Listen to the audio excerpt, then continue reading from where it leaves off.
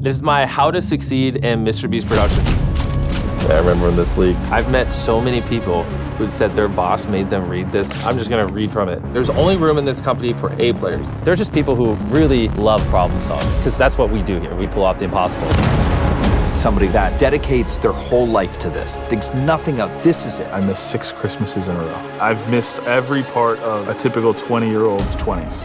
It's important you video everything critical. That's why you see a lot of people on the Beast Games crew constantly filming everything. You've got to be able to work on multiple projects at the same time. It is 11:35 at night, and after a full day filming 2 YouTube videos, a rehearsal for Beast Games, Jimmy is filming a Lunchly commercial. Lunchly is now available on every single Walmart nationwide. Let's do one more. It tastes cheap. I would never eat that again. Hello? We have a phone that says, ask for anything. How do you produce something like that? The requests are coming in one by one by one. Send in the surf and turf. Masseuse, tattoo artist, psychic, Drivers all over the city. Private jets waiting on standby. I am getting slammed. Yeah, 4 years ago we were filming out of an old church. This is where the expansion's being done. I think this is the biggest soundstage in North America. This entire area is becoming a filming campus. It's wild to think about what one YouTuber could do. You end your guidebook by saying, I see a world where this company is worth billions. MrBeast has a valuation of $5.2 billion.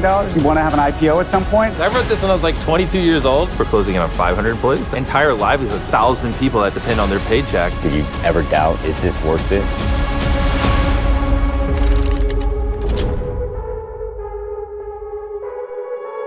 This is my How to Succeed in MrBeast productions. Yeah, I remember when this leaked. Good times. I was actually just talking to a founder who his company just got valued at $2 billion, and he told me he saw this online and then made all 100 of his employees read it. And I've met so many people who said their boss made them read this manual, and it's crazy. Because I wrote this when I was like 22 years old, but people really love it. This section is about videoing everything, and so I'm just gonna read from it. I really want us to see producing as a team job, not a solo thing, which is why it's important you video everything critical. We are less than 3 weeks away. About 14 days prior to us filming here. This is a problem we used to run into a lot with my YouTube videos. We would send people to scout sets and they'd take a couple photos, but then other people would feel the need to drive out there, and then more people would drive out there, and it just wasted a lot of time. I'm like, just send one person out there, get really good videos of every square inch, and we don't need to send people out there 30 times. And so yeah, this was a very big thing for us back in the day, and that's why you see a lot of people on the Beast Games crew constantly filming everything. So this city's got to be ready in 2 weeks. 2 weeks. Not quite there yet, but the bones are together. The environment they're in is like alive and breathing. It's powered on. You're taking up the lighting rig. Wow.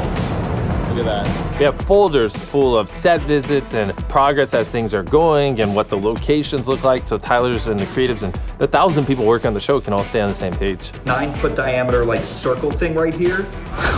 And then it goes. We even have footage of us testing the games so we can reference how people played the games in the tests. You go hard. Don't hit me in the head. We do testing to break the games, to literally say, we didn't come up with a good enough game, it broke, here's why, let's fix it. This is episode 6, and they're measuring out visibility for these LED flooring. And how high am I here, 6?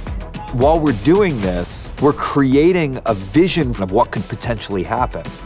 We're like literally pretending every scenario that could actually happen. He's counting down, he's like 3, 2, 1. One person's just going, ah! We are testing a game for episode 3. It is 4:46 in the morning. A bunch of people holding markers behind their head to signify a game where you don't know what your color is. What am I? You're blue. Yeah, you're blue. Okay. You're supposed to trust the people around you. He's lying to you, he's lying to you. He's right, go! Jesse. Jesse, what am I? Hey, what am I? What am I? Tyler. I didn't know where Brock was. Turn around, blue team. Oh! You and I are out. We're out. I look at those pictures or video. We take that data, we go, how do we make this game better now? 5:45 a.m. Game didn't work. You know, and Tyler goes, ooh. And then he'll elevate it. He's like, yeah, I mean, basically we have this, and what if we added another element now? Oh, you do it on the outside and the game plays on the inside. Yeah. And so that idea was one of the first ideas we had.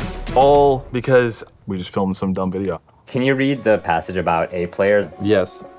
All right, I only want A players. You're either an A player, B player, C player. There's only room in this company for A players. A players are obsessive, learn from mistakes, coachable, intelligent, don't make excuses, believe in YouTube, see the value of this company, and are the best in the goddamn world at their job.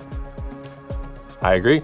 B players are new people that need to be trained into A players, and C players are just average employees. A lot of our A players, I would say, are people who fit a lot of the A player criteria. They were very obsessive, very coachable, very intelligent, don't make excuses, and The big thing is like, they're just people who really love problem solving, because that's what we do here. We solve crazy problems. That's how you pull off the impossible. Things are getting prepared for the next episode, Cubes, where the Beast team is gonna try to pull off the impossible. Can we walk into one of the cubes? All right, so Here's one of the cubes. Yes. Got our phone here that they're gonna be able to pick up. People can ask for anything to help decide who's gonna get eliminated. But what happens behind the scenes, like when I pick up and ask for like a pony? So immediately that's going, it's probably ringing. Yeah, it's ringing right now. We have operators standing by. Oh my God, hello, welcome to Beast Hotline. Go ahead, ask. We're just testing it out right now. Can I please have a pony to our cube? Okay. They're like, we can work on that. We're gonna get back to you ASAP. There you go. So Thank you. You hang it up, that request is logged in. We will do our best to fulfill every request. The concept is that you can get into this cube, and the only rule is don't handcuff yourself or you're out. And to help you, we have a phone, and it says, ask for anything, right? How do you produce something like that? We're talking about a magic lamp here. I say we just jump right into the next game. Want to do it? Yes. Oh, it is! I knew it! Is this your team? Yeah. I think so, yeah. Once you're handcuffed, it's locked in. So you think if she lost the game, she would honor it? You know, like, I think everyone here will be honest in the way they play. Let's stop putting them into the cubes. Send it. 20 contestants have entered their cubes. 13 will come out. They're just about to start ordering items. Remember, they can have anything they want. Hello? Tonight's episode is not only gonna be one of the most brutal on camera, it's gonna be one of the most complicated to pull off camera. We dispatch about 50 production assistants all over the city, and we'll put people at a hamburger place, at a pizza place, at a big store, at an electronics store, and try to guess like what somebody may want. When Tyler first came up with this idea and he's like, I want them to ask for anything, instantly people's brains go into, let's do limitations. Like they can have one item every, 5 hours. And I was like, no. Let's talk about what the brand is, what Jimmy has created as good content. You take it to a 10. Their brain's going, they're like, ooh, I'm a kid. I want to do blank. Nobody will take it to the level we take it to. We want them to feel like this is a magic phone. So some of the things that are being asked for, people are like, we ordered lobster, we ordered salmon, grilled. A lot of it is snacks, food, games. 6 Sonic Blast. 1 Oreo peanut butter milkshake. 3 Diet Sodas and 3 Fantas, please. I am getting slammed. Okay, they are sprinting. Like the requests are coming in one by one by one by one. Because we don't just think like this is good creative. We think somebody at home, how are they going to respond to watching this? They're going to go, man, you know what I would ask for? I'd ask for $1 million. What would you like? As much money as you can give us. They're wheeling $1 million into one of the cubes. Look at that. We sort of try to guesstimate what people will want. They prepped a lot of things in advance. Like you can see arcade games, you can see sumo suits, a basketball hoop that they brought out, slushie machines, like Kool-Aid snow cone machine, like just so many random things. So what request just came in?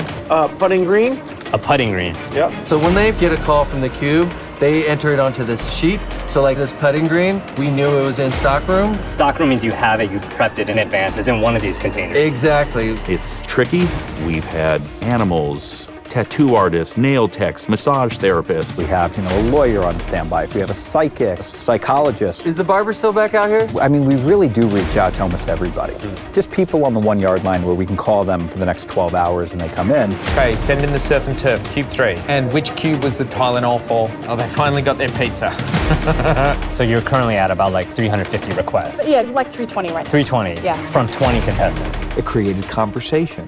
It has people on social media going, why didn't they do this? I would have done this. We have private jets waiting on standby in other states. Really? And do you have celebrities on standby too? A few here and there. Can we get over shoulder of Jimmy's phone? He's trying to call Gary Vee. Some Gary Vee stuff, Post Malone. Could you connect me on a phone call with Elon Musk? I tried again for a call with Elon Musk. You're getting emotional saying that. Why? The ultimate aim is I want to try to find someone who can help find a cure for my son. I just feel like with him, Tesla, energy, Neuralink, brain, We're trying to get creatine to the brain. I was hoping. I DM'd Elon. He didn't respond soon enough, so I was gonna try to make it happen. And then the next day, Elon just replied with like a question mark, like what? But I couldn't get Elon on the phone, not that late at night. Yeah, I think somebody asked, can you fly in my mom 6 hours away? And I always told all of the producers who are looking at this, always say, yes, we're gonna work on it. No matter what the item was, yes, we're gonna work on it. You just tell them that you will get back to them in a few moments. You know, that's what I'd classify as an A player. Those are people who just naturally will do well here and love the job. I want people like that. I want people who are obsessed and excited to solve hard problems. How do you find A players? How do you find A players? Well, John, that is a question every business owner on the planet wants to know. I have quite a few A players, but they're just, I mean, there's a reason they're A players. They're really, really hard to find. I ended up seeing a tweet from Jimmy, and he just said, hey, I'm looking for creatives. I'm looking for good people. And then I get this interview, and I go and meet these people. I remember thinking, if this company is gonna be really successful, they're gonna need somebody like that just dedicates their whole life to this, thinks nothing else, this is it. My wife and I told her, I said, hey, I'm gonna take a chance on this. I really, really think that this is gonna be something special. I'll tell you, when we did the surprise on the contestants. Oh my God. So the contestants have no clue, but their families are here to surprise them. The parents, the siblings, the wives, the husbands, the partners, like they are outside. They're about to come in. Oh my God! I'm so proud of you. It's so hard. You're doing a great job. You did it. I mean, specifically Tyler and Corey with their families. I mean, because I related to them the most. And just watching them have that moment. I mean, that's where I obviously teared up when I saw that, because I just envisioned my wife and kids running through right after. And wait, did you tell them that you're... Oh, we're married. Yeah. Married. Yeah, we're married. For real? Yeah, we did a marriage thing. I wanted to ask you something really special today, okay? Okay. Monica, You're lying. will you marry me? I would love to marry you, Jim. You may kiss the bride. Big round of applause. If she loves James, I love her. Wow. What's it like to meet each other's families? We get a son. You get a daughter. Yeah. We have a freaking love connection. We brought them together. They fell in love. They're living together. It's crazy. Wait, really? You want to call them now?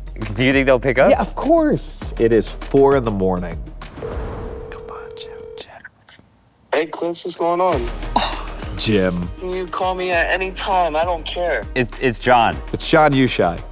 You shy. Are you still together with Monica? Yeah, I'm with her right now. Hey, John. This is crazy. We live together. Oh my God. We came for money and left with love. I love it. And money, by the way. Both of you left with money. Okay? And money, too. A lot of money. Come on. They were in love, man. We saw their love story play out. Anytime there's some form of heartwarming, wholesome moment, I think of the people I love the most, for sure. How much of your life did you pour into these games? Oh, so much. I've missed a lot of Christmases. I missed a lot of Thanksgivings. I think at one point I missed 6 Christmases in a row. I've missed every part of a typical 20-year-old's 20s.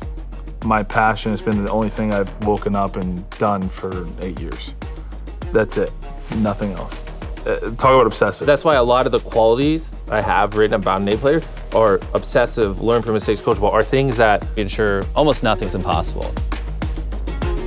We actually broke a Guinness World Record for the largest behind-the-scenes team to work on a TV show as we made the video that you're watching right now. And if I'm being honest, we almost broke our bank account too as we filmed these 45 days in. So I definitely wasn't about to use copyrighted music and get demonetized, which is why I turned to today's sponsor, Epidemic Sound, and specifically the reference track search feature, which has been a game changer. Basically, if you hear a song that you like on Spotify, you can then paste the track name or artist into Epidemic Sound, and it finds similar songs from its library of over 55,000 premium tracks and 250,000 sound effects that are fully cleared for your videos, so you don't have to worry about copyright claims at all, which is actually how we found the song that you listened to in some of the previous scenes. There's a reason why Epidemic Sound is the best sound tracking platform out there for creators. So click the link in the description below to try Epidemic Sound, or go to this QR code to get a great deal. And for the first 100 people who create an account, I'll throw in our new YouTube Hack Pack Pro, which has additional templates, graphics, LUTs, music, sound effects to help you grow on YouTube, which would otherwise be about $50. And basically it's everything that we've used to help grow our channel. Now back to the video. Jimmy, you also had this section in your handbook where you said, we don't fake things. Make sure to prep contestants and try to create an environment where they feel comfortable talking. How do you do that? These contestants, they're not used to having a camera in front of them. So for us, a big thing is that they are who they are, right? Once you say something in front of our 1,000 cameras, you can't take it back. We also try to give them some training just to help them like articulate what they're thinking. And right behind me, I'd say is one of the more important meetings. What they're doing is basically getting on-camera coaching, because a lot of people have never been on camera before. So what we're trying to do is get you used to this situation. There's going to be cameras and lights on you quite a bit. All right, what's going on? My name is Jim. So I'm Tyler Lucas. My name's Monica Ronk. Hi, my name is Seuss May. I'm Jack McKenna. Oh.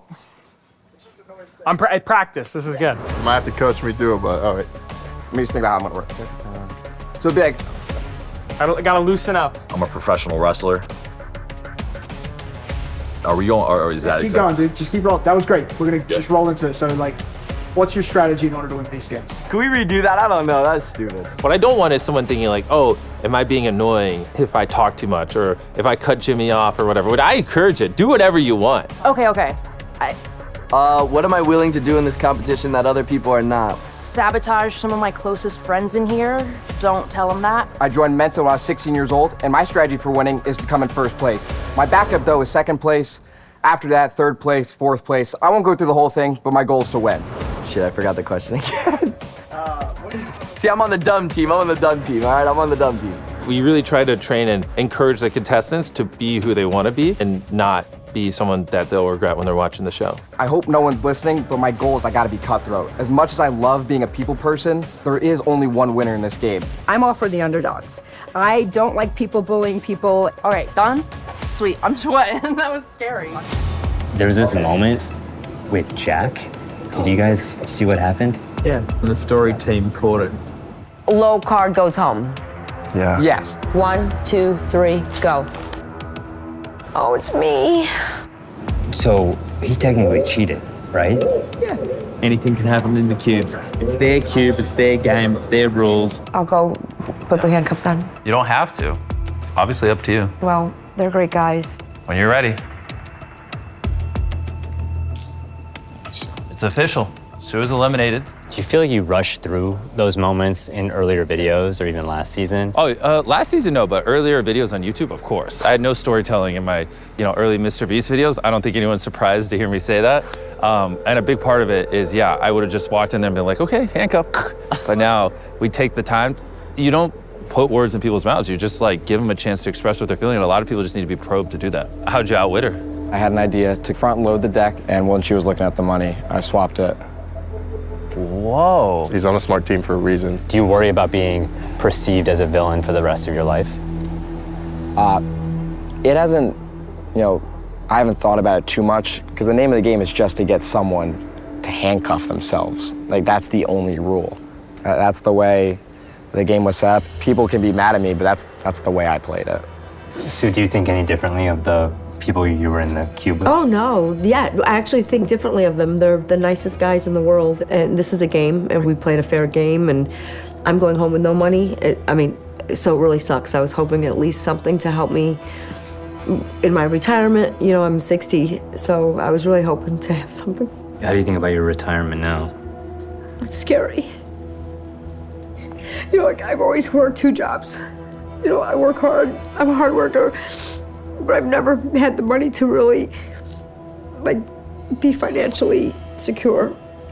So I'm gonna just keep working, I guess. It sort of sucks. I want to be able to help my daughter and my mom. I wish nothing ill will towards Sue, like with what Jack and I did. But at the end of the day, I'm here fighting for time for my family. And Tyler's authentic. He's not loud. He's not a spectacle television superstar. Then if I wanted him to be loud, and if I thought that was the right play, don't you think we'd have trained these people to be loud? There's a reason. We don't want that. We want you to be yourself.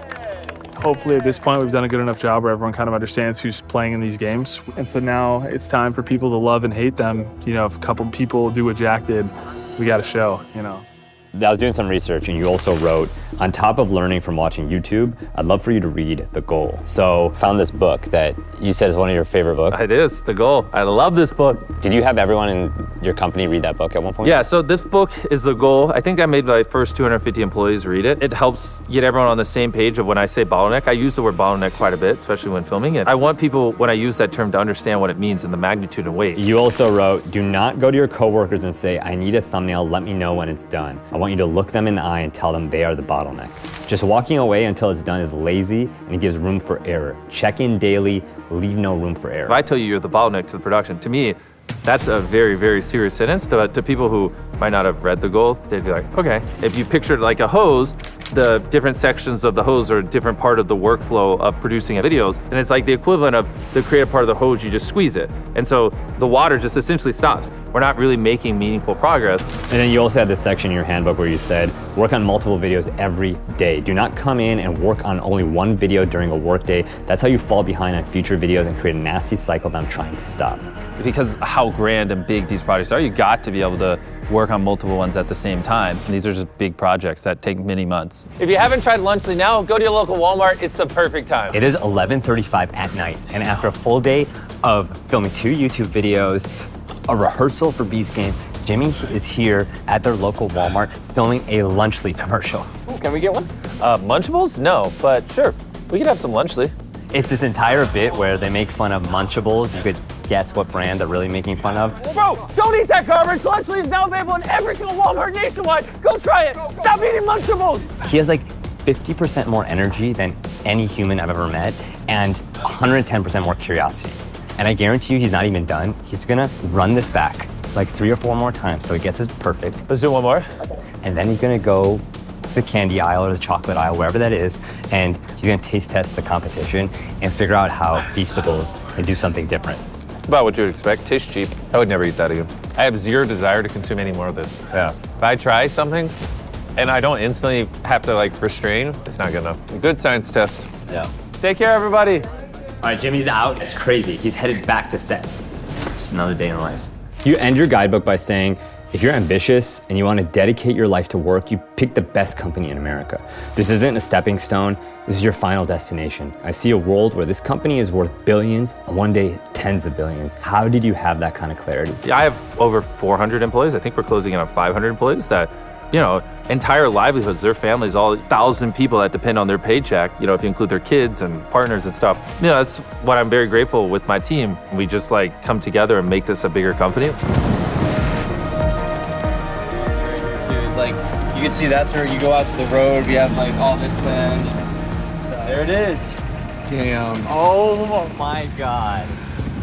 Here you can actually see the entirety of the set. I just started this 10-minute timer, and when it hits 0, that room all the way over there full of money will explode. The cage, down to Blue Room, down to the Indiana Jones jungle type room. When did you and Jimmy meet? Like 2018, I was helping him with his thumbnails. And that was kind of just like, I was still doing my own channels, but I was like, you suck at Photoshop, like let me help out. And so you made a lot of Jimmy's initial thumbnails. Yeah, me and him would hop into a call. I'd screen share and he'd be like, do this, change that, I want this. And so I would just help out and make his creative vision come to life. And it kind of all umbrellaed into here, and it's been a crazy ride. Whoa. From what I understand, you rallied a ton of employees and said, this is gonna be a multi-billion-dollar company. Yeah, the first thing I ever said here is like, I mean, this company's awesome. You guys have no idea what you're standing in. Like, this is gonna be $1 billion company. I still remember that because I like truly believed it at the time. All right, so now this is where the expansion's being done. We'll have you come back when it's all done, and it's gonna be a totally different place. So behind me is a sound stage. The last time we were here, it was non-existent. It was a bunch of construction, and now fast forward, it's built, it's functional. They're gonna be playing in there. It's this memory challenge game. The set is really well lit, looks beautiful. And it's one of many. Like, this is one studio, there's another one here, there's a bunch of sets for his other YouTube videos that we've been filming on with Jimmy over there. This entire area is becoming a filming campus. It's wild to think about what one YouTuber could do. Welcome to the Smart Game. And is this one of the biggest sound stages now in North America? Jimmy would have killed you right there. It is the biggest in North America. This is the biggest sound stage in North America? I think this is the biggest sound stage in North America. Freestanding, yeah, because there's no columns in the middle. Usually a structure this big needs columns to support it. If you told me last season that we were going to be filming next season in the backyard of our studio, you know what I mean? 4 years ago, we were filming out of an old church.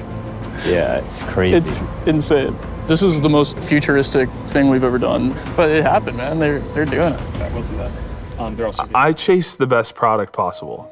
That's all I want. I don't need notoriety. I don't need anything else. You know, I could be down about all the stuff I've missed, but I mean, look at the opportunity. I've been to 40 countries. I've met some of the most incredible people. I've filmed the craziest things. I mean, we climbed the inside of the pyramids. I find it very, very challenging to be negative about the things I've missed because of the amount of opportunity and positivity I've gotten out of this job. It's the hundreds of people that sacrifice everything on this shoot. These people who have given up everything to make this show. It's what makes this show so special. It really is. I mean, bro, it's funny. I can't even get like my newer employees to read this, but it's like there's so many businesses that my friends run or just people I've seen on Twitter where they make their employees read it. And I joke with my people. I'm like, when we hire someone new and I ask if they've read it, they're like, no. And it's funny because I know my friends' employees read the handbook, but my own employees sometimes don't even read it now. And it's just so funny how big this got. We're at Jimmy's offices right now in Greenville. It's a Sunday right now, and the offices are still packed. I couldn't believe it, but I came across his YouTube play button when he hit 100,000 subscribers. Like that's crazy. And I'm blown away by all the fan mail, all the artwork, looking at all the letters from all corners of the world, from Japan, from Ireland, from Canada, from the United States. I think this is why they do what they do, and they work so hard. As I'm starting to get a little bit older, I'm trying my best to have a little bit more of a personal life and kind of figure out myself more than just this job. However, I would never change a single thing. Never. Ever, ever, ever.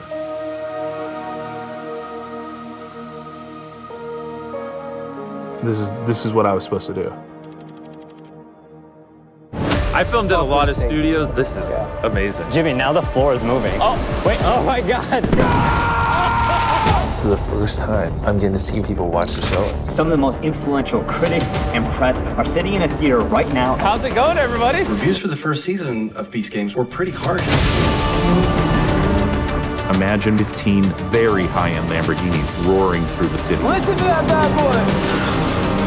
It was insane. I've never seen studio space that big. You could fit the pyramids in this building. This is my dream, seeing this much studio space. You know, I want to build one of the largest companies on earth. The bar, for normal shows here, our bar is in the cloud. We want to build more content across the internet and traditional TV, even theatrical release. Oh! They call this place the edge of the world. My heartbeat is abnormally high. I don't know if Jimmy's nervous, but I definitely am. I've read every single review. I'm down to admit when we're wrong. Do you think this will perform better or worse than season 1? I have never talked about this before. Not on a podcast, not on my channel, not anywhere besides this series right here. You guys ready to watch season 2?